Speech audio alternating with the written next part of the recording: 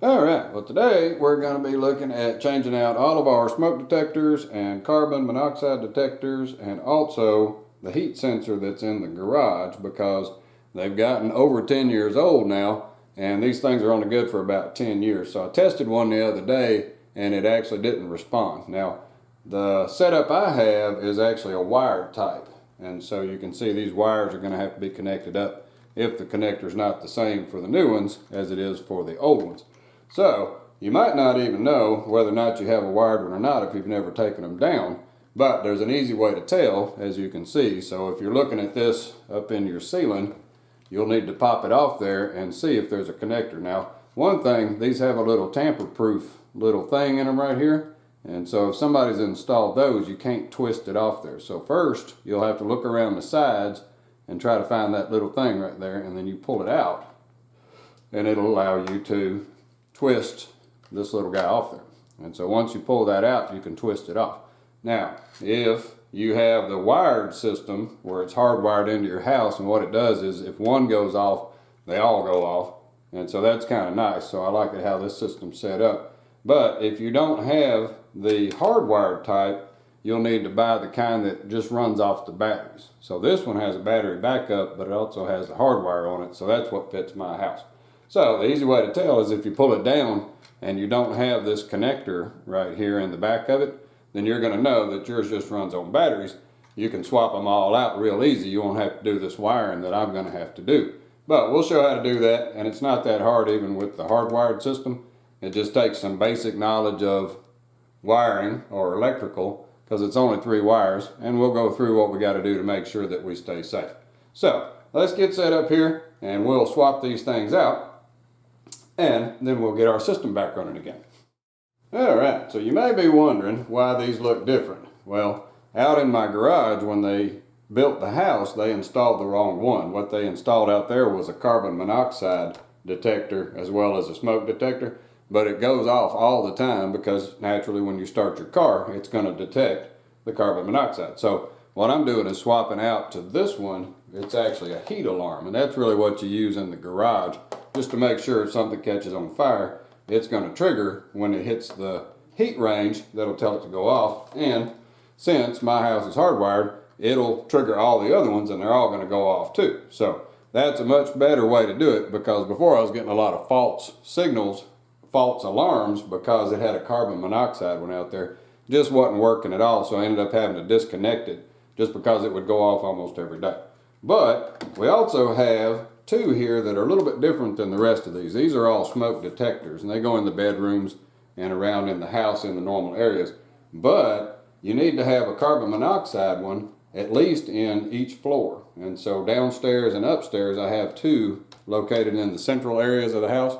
So those are carbon monoxide ones. There'll be 1 for each floor. You could put the carbon monoxide ones in the bedrooms as well, but they're okay to have smoke detectors. These need to be in the main central areas of the rooms. So let's get set up here and show the steps on how to get these things swapped out, and then we'll be all set up with our system.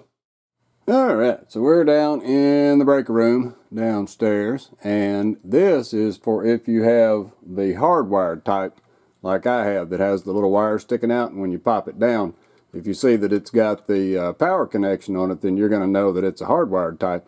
If you don't have this connector, then it's just a battery type. You won't have to deal with this. But if you do have the hardwired kind like me, step 1 of the whole deal is to find which breaker is the smoke detector breaker. And they should be, if they're hardwired, you'll see right there, it says smoke detector. And so what I got to do is turn the power off to them because I may have to unwire them. So you can see right here, I've already tripped my breaker. So that would be on, and then I'm going to trip it off. And so now I don't have any power going to the wires to my smoke detector, so I'm good to go. But before I go disconnecting wires, I'm going to check it with a multimeter and just make sure that I don't have any power. Alright, so as far as tools go, it's really basic. You're just going to need a screwdriver, probably a Phillips head and a straight blade, and then also a multimeter just to be sure that you don't have any power if you have the hardwired type like I do. I'm going to check them as I take the little wire nuts off and make sure that it's not powered. That way I don't get shocked when I'm trying to swap these things out. Alright, so to get one of these little guys swapped out, it's not very complicated, even for the hardwired type like I have. If it's just a battery type, you just have to twist it off there.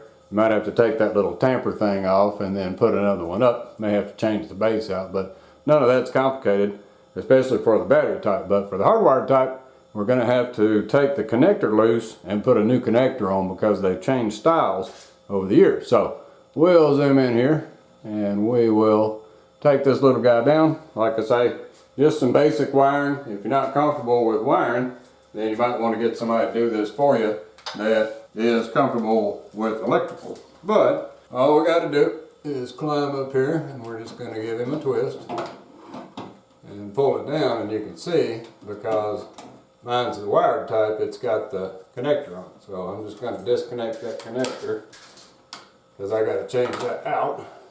So now, because my new one comes with a white base, this was a yellow base that they had put on there, I'm going to swap bases out as well. And so all I got to do is take the two screws and loosen them up a little bit, just so I can get it to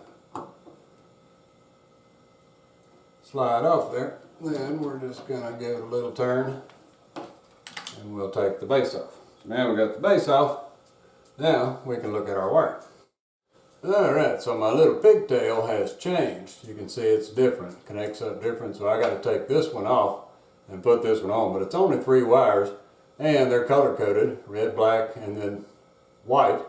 The red one is the signal wire and the black and the white are the power wires. So we just want to pull down on our connector and get our wires pulled down a little bit so we can access them. Right here, being careful, if the caps come off you want to stop. So now, just to be sure we don't have any power on it, this is where the multimeter comes in. And so what I'm going to do is take the multimeter and set it to AC volts.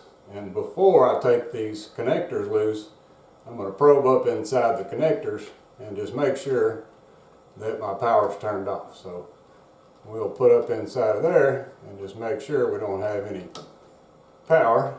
So we got nothing showing, so everything's good.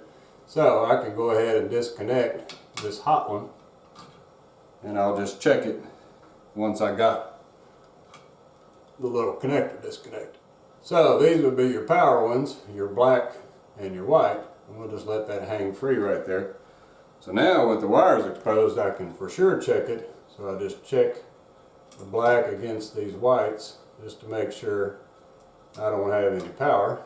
And I'm good because I disconnected my breaker in the breaker box. So now I know there's no power going to get me, and so I can disconnect all of the little wires. So as you can see, it's black with black, white with white, and then the red's going to go to this bare one, or what normally is the ground. So I'm just going to disconnect all of those and loose from the wires like that. So now, all we got to do is install our new pigtail, and so it comes with a little cap, so we got to disconnect the cap, and then we'll go ahead and connect that red one first. So we'll connect it up to the ground. Now what you want to do when you're putting the caps on is put the cap on and then tighten it up, and then tug on each wire and make sure that it's got a good connection. So there we go. Then we take our white wire and we're going to hook it to the 2 white ones.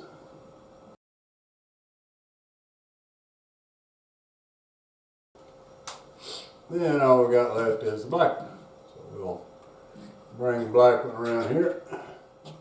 And we just tug on all of them and make sure that they got caught by the wire nut. So there we go. As simple as that, we got our new pigtail put on. And now we can push our wires back up in there.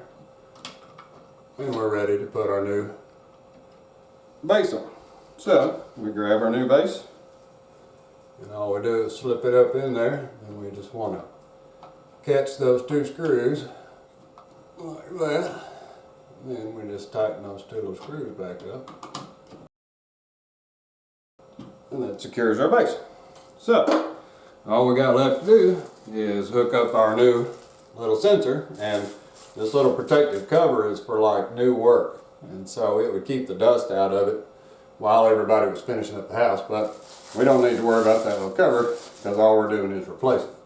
So now all we got to do is get on the back of it and hook up our little connector, click it in there, and then for this one all you do is just pull this plastic out and it starts blinking to let you know that it registered. Then we just have to push the wires back up in there, find the locking point, and give it a little twist.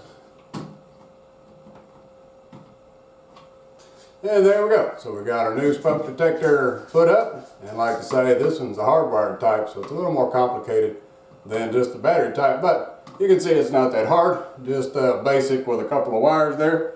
And like I say, if you're not wanting to get into the electrical of it, you can just get somebody to come over that knows how to wire, and they can put one up real quick for you. Well, alright. All we got to do now is finish up the rest of them in the house. We'll turn our breaker back on, and we'll be in good shape. Well, alrighty. Well, thanks for watching.